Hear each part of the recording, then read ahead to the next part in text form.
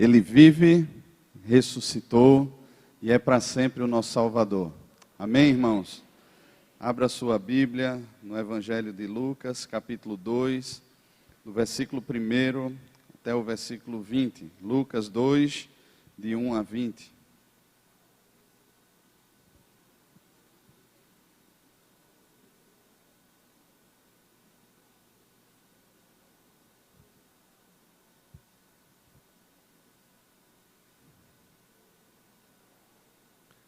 Lucas, capítulo 2, de 1 a 20.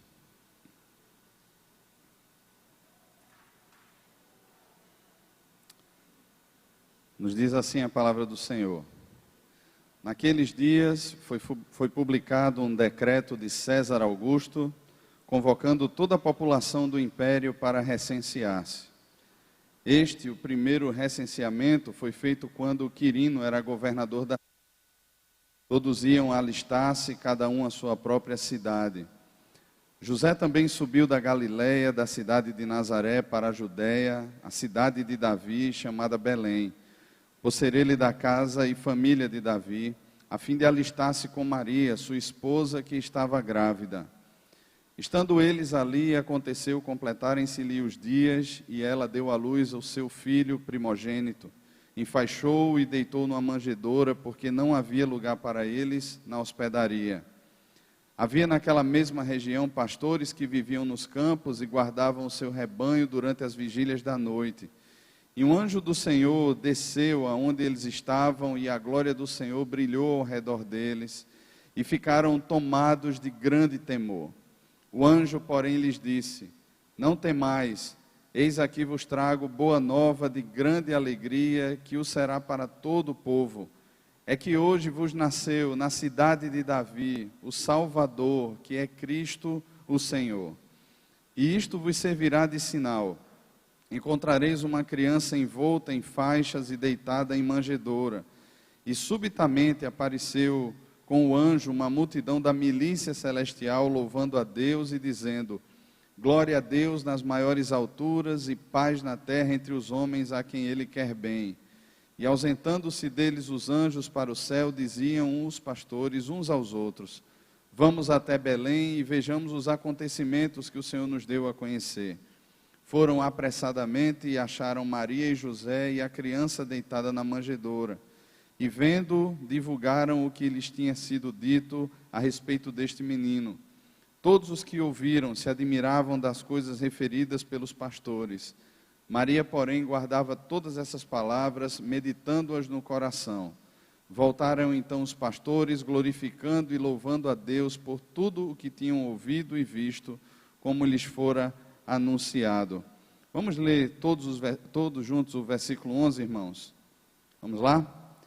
É que hoje vos nasceu na cidade de Davi o Salvador, que é Cristo, o Senhor. Amém. Vamos orar.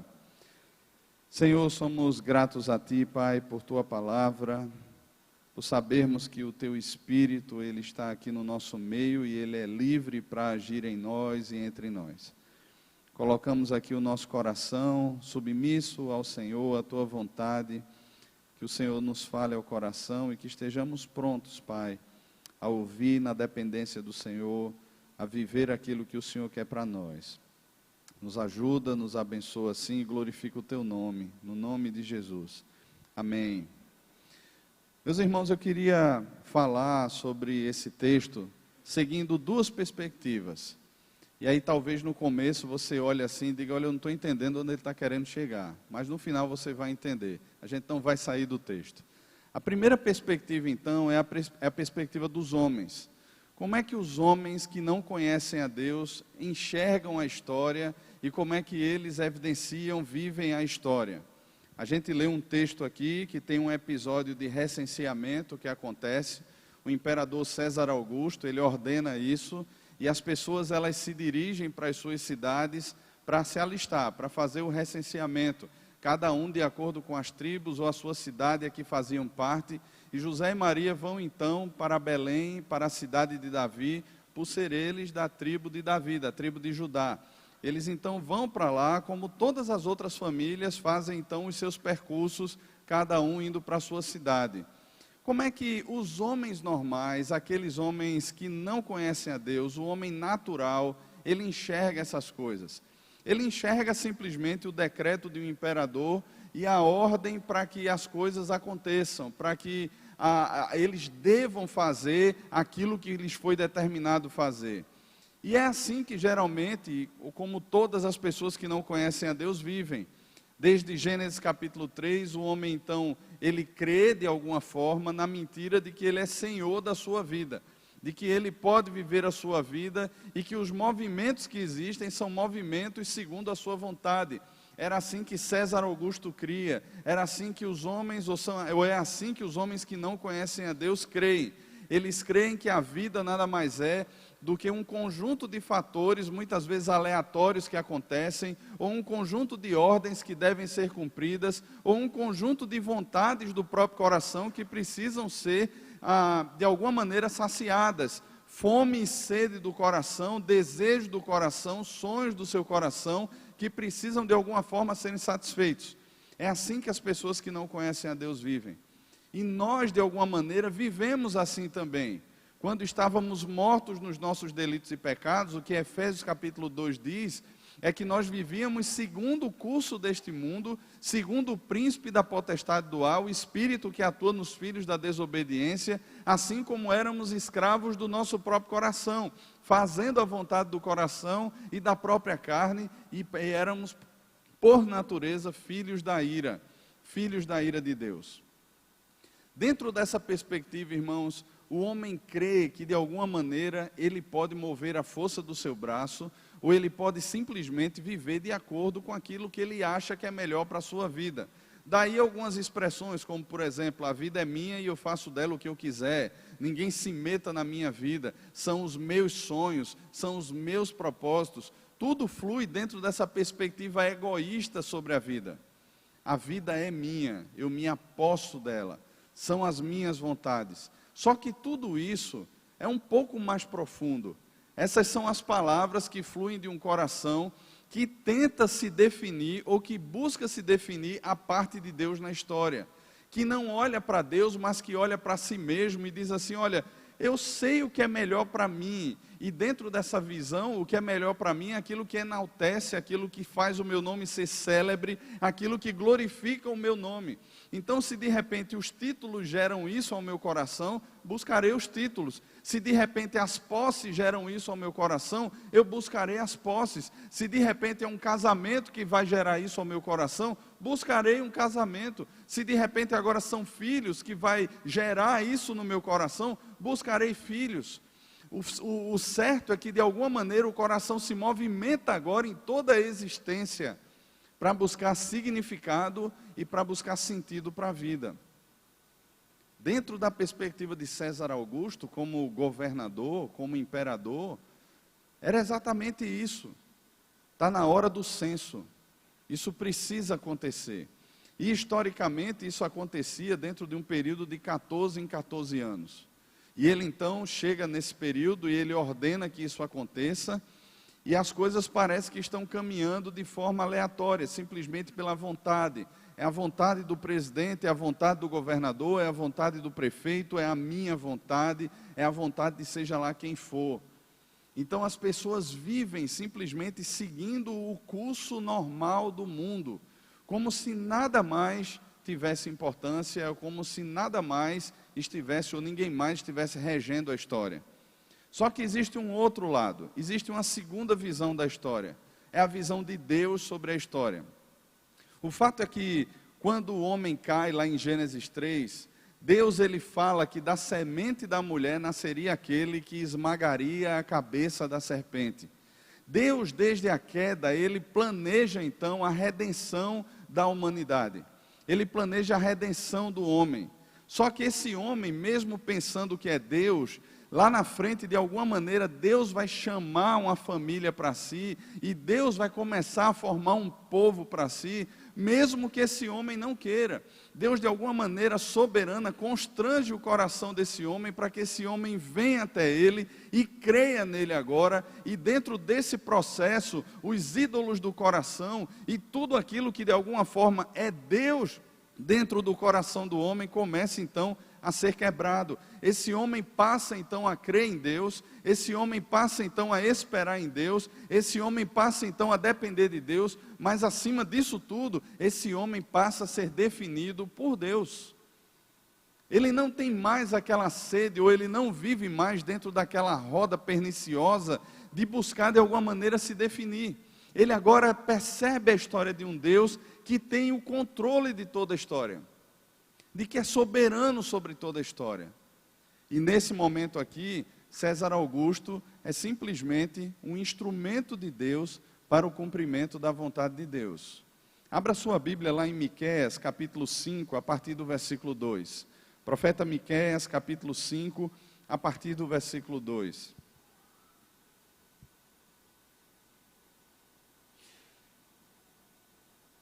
Miqueias profetiza.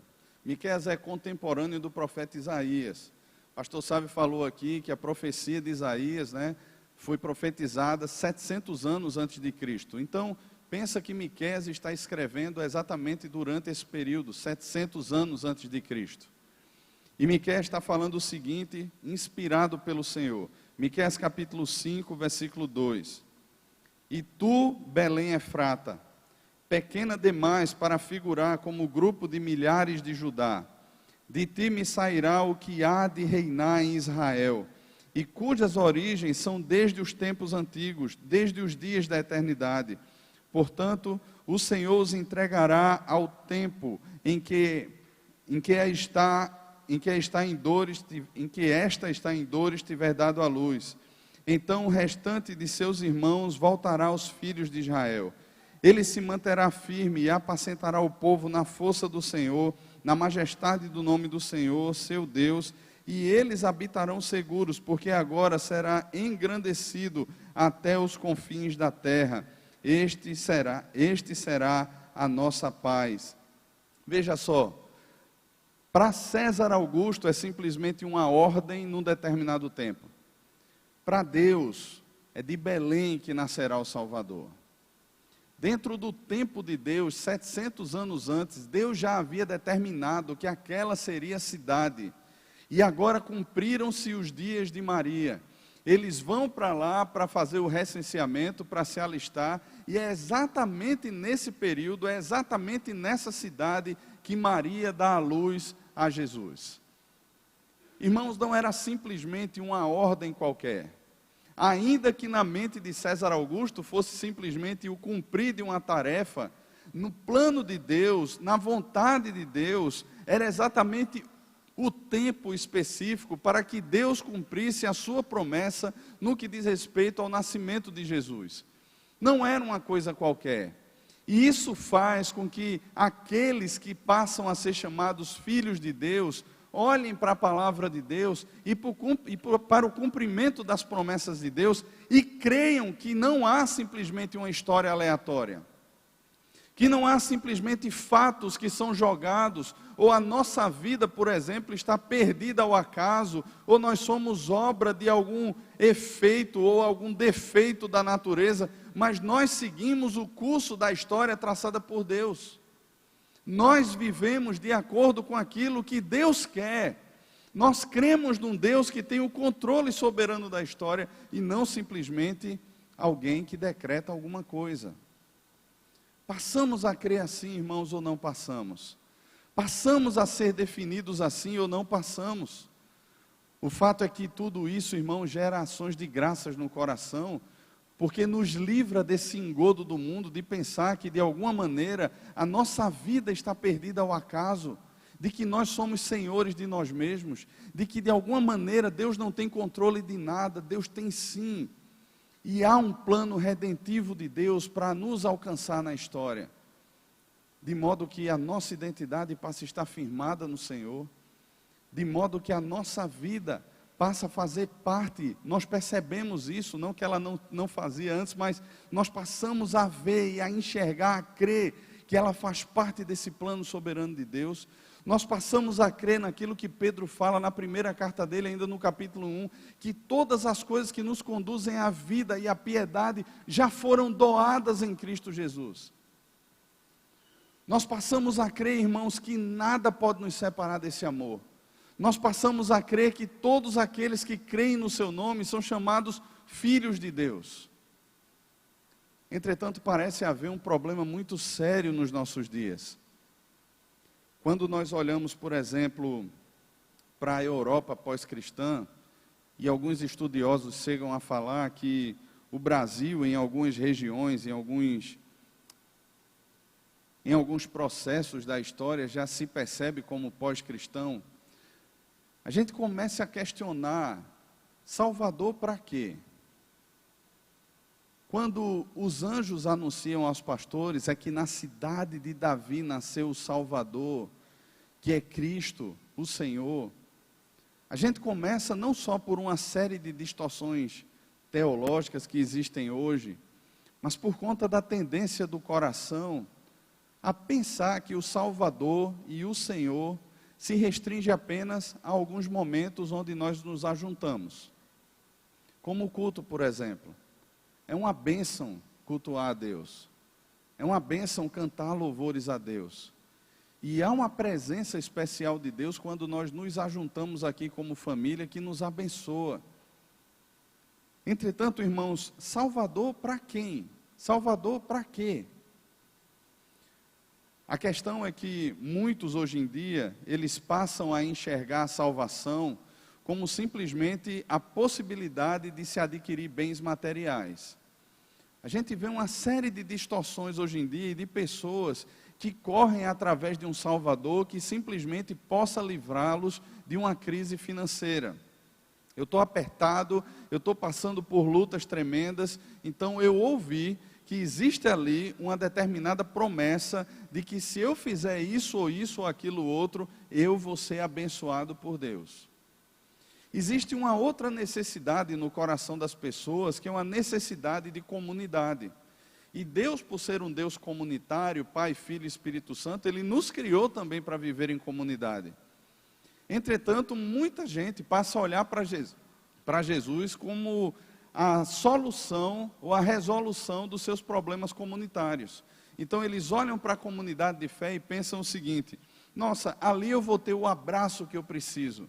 Ali eu vou ter o carinho que eu preciso. Ali eu vou ter pessoas que de repente olharão para mim e me acolherão. Eu me sentirei parte de alguma coisa. Eu farei alguma coisa dentro dessa comunidade. Farei parte de um movimento. Executarei tarefas. Estarei feliz porque outros estarão junto comigo fazendo isso. Eu me sentirei amado. Eu me sentirei precioso ou preciosa de alguma forma. Mas não é diferente dos tempos de Jesus. Quando nós olhamos, por exemplo, na história de Jesus, muitos olharam para Jesus como um mero libertador político. Aquele que de alguma maneira vai nos livrar do cativeiro a que nós vivemos, debaixo aí do Império Romano. Até entre os discípulos mesmo, quando Lucas narra ali Atos no capítulo 1, eles olham para Jesus quando Jesus está sendo assunto aos céus e perguntam: Senhor, será esse o tempo em que restaures o reino a Israel? E aquela era uma expressão local, de governo local. Talvez o sonho de viver novamente os tempos áureos dos dias de Davi, ou do reinado de Salomão, e toda a riqueza, e toda a glória, toda a soberania que havia na nação, estivesse tomando ali o coração de muitos. Mas muitos também buscavam a cura, como a história dos 10 leprosos, por exemplo. Quantos voltaram para agradecer? Quantos de fato voltavam e caminhavam com Jesus, não porque comiam pão e peixe e se fartavam, mas porque percebiam de fato em Jesus que Ele era o Santo de Deus, o Messias de Deus? Quantos de fato, irmãos, seguiam Jesus e compreendiam a mensagem de Lucas capítulo 9, aquele que quer me acompanhar, a si mesmo se negue, dia a dia tome a sua cruz e siga-me. O fato é que muitos passaram a seguir, simplesmente porque transferiram de um Deus mundano e pagão para um Deus cristão, a possibilidade de encontrar um tipo de razão na comunidade, ou na conquista de bens materiais, ou na resolução de algum problema de saúde ou coisas do tipo. Não é que essas coisas não façam parte do reino de Deus, elas fazem. Deus abençoa com prosperidade o seu povo, Deus muitas vezes nos cura de muitas doenças, Deus devolve a nós esse senso gostoso de comunidade, da gente poder se abraçar, da gente poder caminhar um com o outro, da gente olhar nos olhos e poder abrir o coração e sermos pastoreados, de sermos generosos com as causas e também com pessoas que padecem necessidades. Deus faz isso.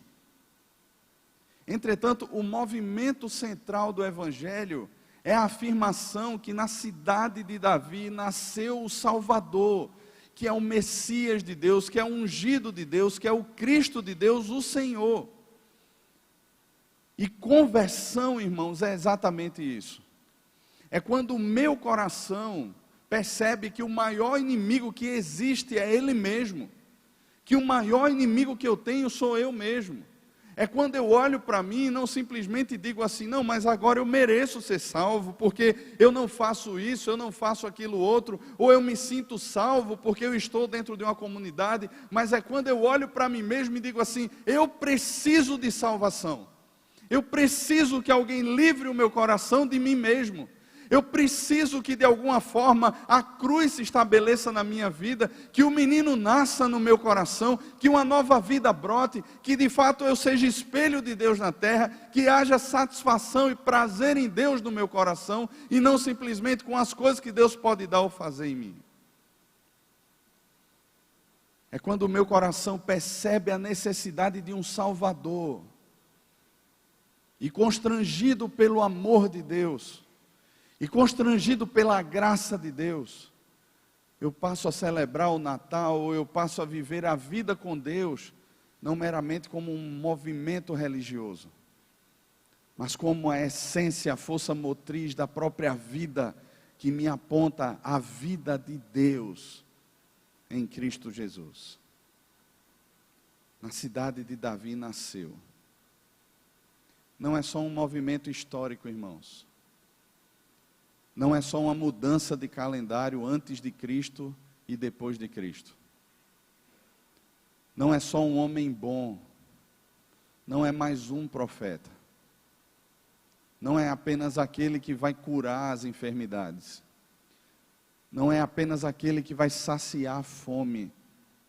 Mas é a necessidade real que temos no coração de alguém que nos salve. E Deus providenciou isso nos doando o seu Filho, nos dando o seu Filho. João 3,16, talvez um dos versículos mais conhecidos, né? Porque Deus amou o mundo de tal maneira que o quê? Que deu o seu Filho unigênito, para todo aquele que nele crê, não pereça, mas tenha a vida eterna. E o que é a vida eterna? Jesus define a vida eterna lá em João 17, e a vida eterna é essa, que te conheçam a ti, o único Deus, e a Jesus Cristo, a quem enviaste. Irmãos, passamos a desfrutar a salvação do nosso coração, quando percebemos que nós não somos o centro do universo. Nós não somos. Quando nós somos libertos dessa falsa percepção, de que de alguma maneira coisas ou pessoas passam a definir a nossa vida, ou definem a nossa vida. Quando de alguma maneira nós pensamos que precisamos de algo para nos sentirmos felizes, satisfeitos e plenos. Você não precisa de uma casa nova para isso, você não precisa de um carro novo para isso, você não precisa morar em outro país para isso, você não precisa casar para isso, você não precisa ter filhos para isso. A salvação acontece, irmãos, quando o nosso coração olha para Cristo e diz assim: Senhor, eu não preciso de mais nada, a tua graça me basta, ainda que hajam espinhos ferrenhos na nossa carne. É quando nós olhamos para a nossa vida e não a consideramos como preciosa para nós mesmos. É quando o nosso coração está cheio dessa percepção de que é muito melhor partir e estar com Cristo, o que é incomparavelmente melhor. É quando nós percebemos, irmãos, que a satisfação e a alegria do nosso coração não estão em coisas ou pessoas, mas elas estão firmadas no Senhor. E sabe, a gente escuta isso, mas há uma luta interna em todo esse processo que de alguma maneira tenta se vestir daquilo que Ele já nos livrou.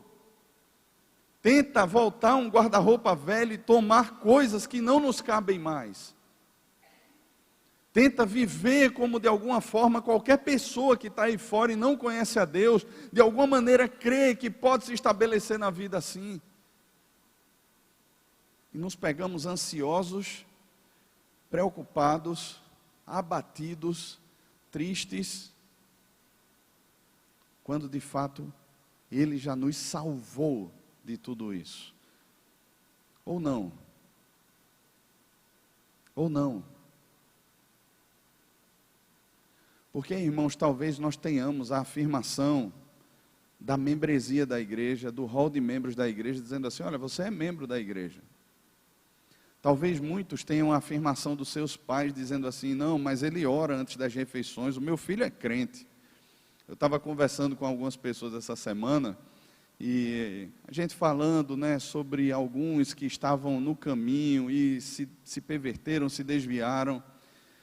E aí eu disse assim, olha, hoje em dia quando alguém me pergunta assim, rapaz, fulano de tal é alguém crente, né? Eu digo assim, rapaz, está na igreja, né?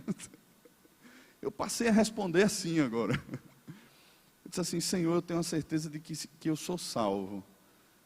Mas olha, às vezes quando chega a determinados momentos, está na igreja, está caminhando lá, né? Até agora está bem, graças a Deus, que Deus continue a guardar o coração.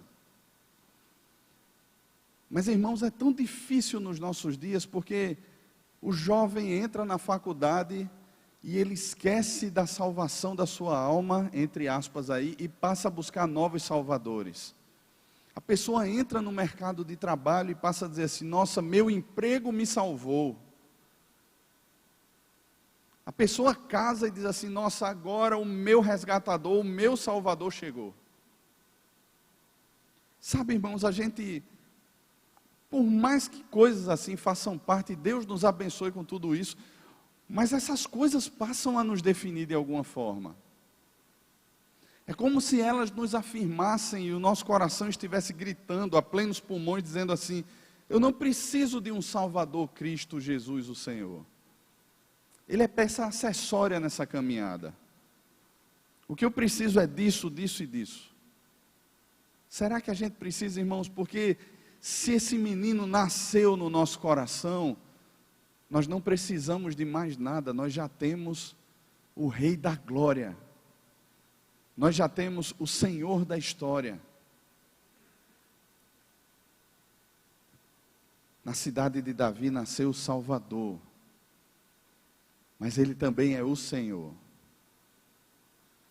E a gente passa a enxergar a vida da gente agora não mais como senhores, mas como servos. O pecado nos ensinou que de alguma maneira nós éramos senhores do nosso destino, senhores da nossa vida. E esse é um engano que muitas vezes pode tomar o coração dos crentes também.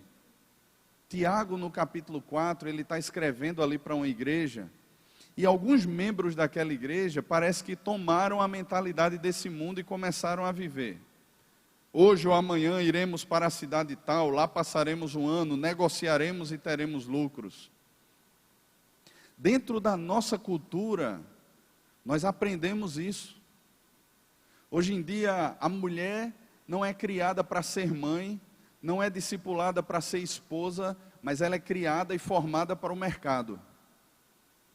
É por isso que a gente percebe tanta depressão pós-parto, e não só pós-parto, mas agora também existe um novo tipo de depressão pré-parto, onde já uma ansiedade e uma preocupação toma conta do coração antes, onde grupos de WhatsApp, de Facebook, lotam de mulheres apavoradas porque a gestação não está saindo como de repente a de fulana de tal está saindo, e pessoas começam a sucumbir antes mesmo de experimentarem pegar o seu filho no braço pela primeira vez. Já é um caos.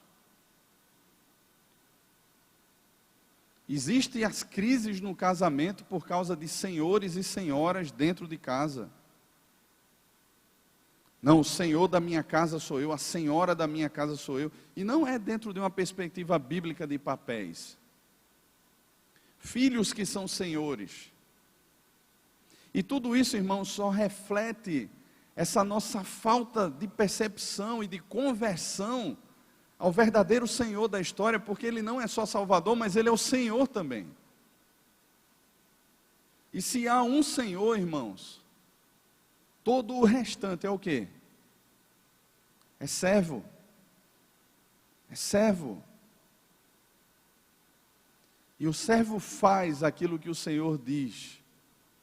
Só que dentro desse processo nós aprendemos que o nosso Senhor, Ele não age como um déspota. Ele não age como os senhores desse mundo que não conhecem a Deus. Mas Ele nos rege com um cetro de justiça.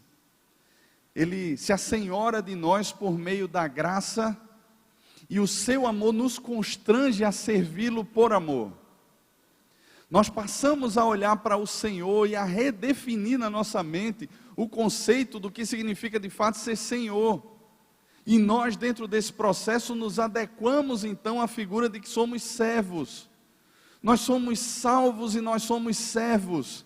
E nós agora vivemos servindo a Deus, servindo uns aos outros, servindo a Deus onde Ele nos planta para servir, seja numa faculdade, seja no mercado de trabalho. Nós vamos percebendo que o casamento, que a família, que o trabalho, que os nossos cuidados aí fora, que tudo isso são maneiras ou expressões do nosso serviço a Deus. O marido se entende assim, a esposa se entende assim, o filho se percebe assim. O cara que está lá no trabalho, ele se enxerga assim. A vida vai sendo redefinida, irmãos, porque nós vamos percebendo que existe um Senhor e que nós somos servos. Nós temos pensado nesse mês sobre a generosidade de Deus. E o servo, nesse sentido, olha para como o Senhor agiu com generosidade e age com generosidade também. É um tema de um mês, irmãos, que nos leva a refletir agora, não apenas um mês, mas de uma vida inteira. A campanha para a construção do templo de Serra Branca, daqui a pouco vai ter um fim. Se Deus quiser, o templo vai estar lá construído. Vamos deixar de ser generosos por causa disso? Não. Vamos deixar de nos importarmos com as pessoas por causa disso? Não. Porque existe um Senhor, irmãos, que nos dá o exemplo. Agora deixa eu perguntar a você. Você é salvo de verdade? Você é salvo de verdade? Sabe, irmãos, essa é uma pergunta que eu me fiz esses dias. E talvez você olhe assim, mas como um pastor pode perguntar isso? Tem tanto pastor por aí que não é salvo, irmãos. E eu disse assim, Senhor, eu sou salvo de verdade. Eu preciso de algo mais na minha vida que me dê significado. Às vezes algumas coisas, né, que a gente sonha, que a gente planeja, que a gente acaba adquirindo, né, e a gente, ao invés de sentir uma alegria com essas coisas, a gente começa às vezes a ficar triste, né? Porque passa no nosso coração aquele fiozinho, né? Será que é isso que está me definindo? E eu creio que essas perguntas, elas são boas, irmãos. Porque duas respostas existirão. Ou aquela resposta fruto de um disfarce, né, que a gente tenta apaziguar as coisas assim, não, está tudo bem, nada demais. Ou então aquela resposta que diz assim, não, é bênção de Deus, fica na paz, está tudo tranquilo. Aquela confirmação do Espírito no coração. Que aponta para nós que não são essas coisas, que não são pessoas, que não é o trabalho, que não é o ministério, que não é a casa, que não é nada disso que nos define. Que nós fomos salvos de tudo isso. E que o nosso prazer e que a nossa alegria está de fato em Deus. Porque fomos criados essencialmente para a glória de Deus, para sentirmos prazer em Deus. E o outro aspecto que eu me questionei essa semana foi exatamente sobre isso. Senhor, existe outro Senhor na minha vida? Jesus falou sobre essa essa bronca pesada que existe no coração dos homens. Vocês não podem servir a dois senhores. Não podem. E a gente sabe que não existe outro Senhor. Mas de alguma maneira o nosso coração, ainda com esses ranços ou esses hábitos do passado, parece que crê, ou é tomado, porque a gente ouve tanto isso aí fora, talvez até mais do que a leitura que a gente faz da palavra de Deus, e a gente passa a crer no que o mundo está crendo de novo. E a gente passa a pensar que o Senhor é fulano de tal, é cicrano de tal, sou eu mesmo. E eu me perguntei isso esses dias, Senhor, será que de fato eu fui salvo para o Senhor? Para crer no senhorio de Cristo? Para esperar no Senhor? Para não ceder a caminhos paralelos? Para confiar na Tua vontade? Para crer na Tua bondade? Para descansar na Tua fidelidade? Para não murmurar em meio às frustrações ou aquilo que de alguma maneira tenta tomar o meu coração? E a olhar para o Senhor e dizer assim, o Senhor é bom em todo o tempo. Como o apóstolo Paulo escreve lá em Filipenses, no capítulo 4, e diz assim, tudo posso naquele que me fortalece. Olha, eu sei passar por adversidades, eu sei passar por momentos bons, eu em todas as coisas tenho tido experiências. Há um Deus que fortalece o meu coração, a alegria nele me basta, me é suficiente. Senhor, será que é isso? Será que eu estou disposto muitas vezes a abrir mão de coisas e até mesmo de pessoas para obedecer ao Senhor? Será que eu estou disposto a ouvir a Tua voz e a obedecer, a não me constranger, a não me envergonhar do Senhor? Irmãos, são perguntas que nós precisamos fazer ao nosso coração.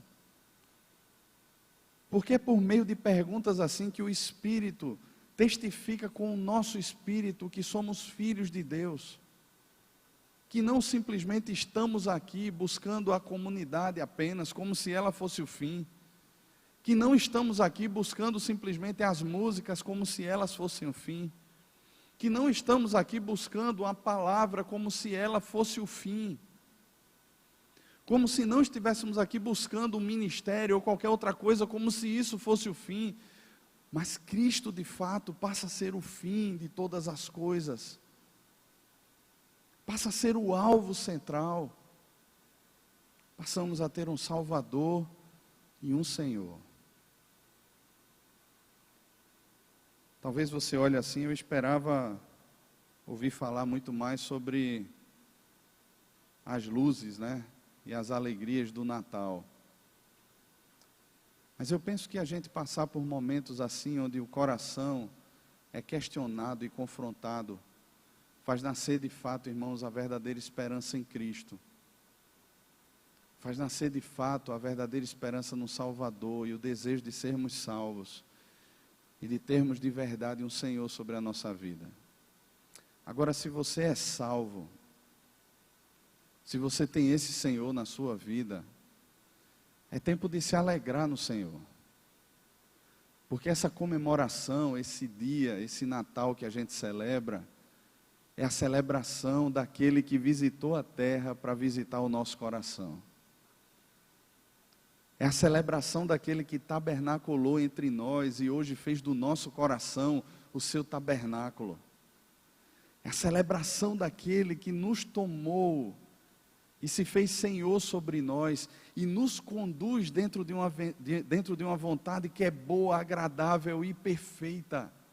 E mesmo em meio aos momentos mais difíceis e turbulentos, nós louvamos o seu nome porque Ele é bom. E porque Ele nos tem conformado em meio a todas as coisas à imagem do seu Filho. Se você é salvo e se você tem um Senhor, há motivos para agradecer a Deus, porque Deus doou a você a vida, Deus deu a você a piedade, Deus deu a você a salvação, Deus deu a você um novo nome, Deus deu a você uma identidade, Deus selou você com seu Santo Espírito, Deus fez você crer na sua palavra, Deus fez você confiar nele para sempre, entregar a sua vida, entregar a sua família, mesmo quando o caos se estabelece, mesmo quando o emprego não vem, mesmo quando as portas se fecham, há um Deus que cuida de nós, e isso alegra o coração daquele que é salvo, daquele que tem o Senhor, e nós agradecemos, irmãos, não porque nós temos todas as coisas, mas porque nós temos a Ele, porque a sua graça nos basta, porque a alegria do Senhor é a nossa força, porque o choro dura uma noite, mas a alegria vem pela manhã, porque nós não somos desamparados, porque nós não estamos perdidos, nós temos um Pai que cuida de nós, há um Salvador em o Senhor. E isso é o que enriquece, é o que alegra, é o que anima o nosso coração a permanecer olhando para Ele, a corrermos a carreira que está proposta e a esperarmos a coroa da justiça, que vai ser dada não só a Paulo, mas a todos aqueles que amam e aguardam a vinda do Senhor. Irmãos, nós temos um Salvador e um Senhor que cuida de nós. Nós temos essa certeza de que estamos voltando para casa. Então, se você é salvo, se você tem o Senhor, há muito para agradecer a Deus.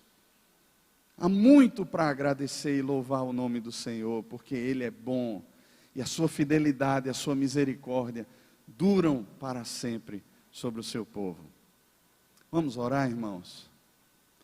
Curve a sua cabeça, feche os seus olhos.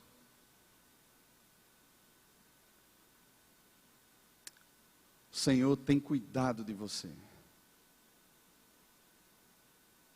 Se você percebe hoje a sua vida em Cristo, o seu coração no Senhor, Ele tem cuidado de você. Jamais desamparará você. Tem esse tempo de oração. Ele está aqui nesse lugar.